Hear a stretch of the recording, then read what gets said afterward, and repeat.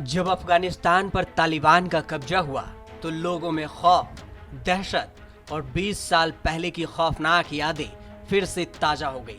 लोग अपने वतन को छोड़कर जाने के लिए मजबूर हो गए। हजारों की संख्या में एयरपोर्ट पर भीड़ है और लोग अपने देश से जाना चाहते हैं। तो वहीं दूसरी तरफ तालिबान का डटकर मुकाबला करती हुई साहसी वीर महिलाएं भी हैं जो तालिबानियों के आगे नहीं झुकी। अफगानिस्तान में तालिबान के कब्जे के बाद अब विरोध की भी आवाजें तेज हो गई हैं। कंधार, असादाबाद, जलालाबाद सहित कई शहरों में इस खूंखार आतंकी संगठन के खिलाफ लोग सड़कों पर उतर रहे हैं। कई जगह तालिबान लड़ाकों ने भीड़ को खदेड़ने के लिए फायरिंग भी की है। इसके बावजूद भी लोग डरे नहीं हैं और हर दिन किसी न किसी शहर में अपने राष्ट्रीय झंडा को फहरा रहे हैं। बड़ी बात यह है कि इन विरोध प्रदर्शनों में महिलाओं की भागीदारी देखी जा रही है। ऐसे ही एक विरोध प्रदर्शन में शामिल अफगान लड़की क्रिस्टल बायत ने पूरी दुनिया के सामने अपनी बात रखी है। क्रिस्टल बायत उन 7 महिलाओं में से एक है जिन्होंने अफगानिस्तान में स्वतंत्रता दिवस पर आयोजित तालिबान विरोधी प्रदर्शन में शामिल हुई थी।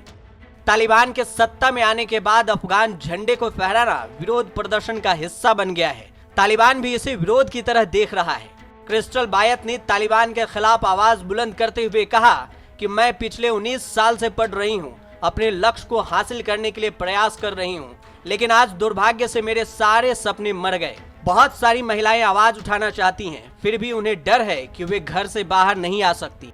मैं लाखों महिलाओं की आवाज उठा रही हूँ, हमारा झंडा ही हमारी पहचान है। It's illegal that they are raising their group flag. That it's a group flag. It's not a national flag or our country's flag. We went to Tapi Wazir Akbar Khan to raise our flag and our Independence Day and celebrate our independence. So they didn't allow us, though I was knowing that they might shoot on me. But I accept all these challenges and I went there and I talked with them face to face that we have this right. But unfortunately, they behave in such a way that they told me you're a woman, you are a lady, you have to stay at home.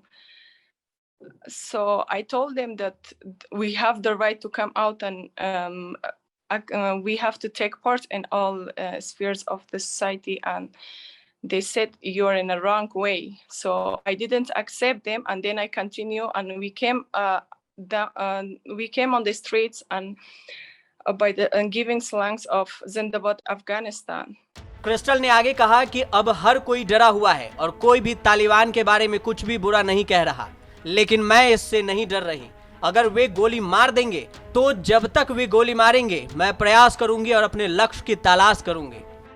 मैं उन्हें अपने मौलिक अधिकारों से वंचित नहीं करने दूंगी। बता दें कि अफगानिस्तान में कई महिलाओं ने अपने स्तर पर आंदोलन छेड़ दिया है। इन्हीं में से एक महिलाएं हैं क्रिस्टल बायत, जिन्होंने तालिबानियों के सामने आंखों में आंखें डालकर अपने हक की बात रखी।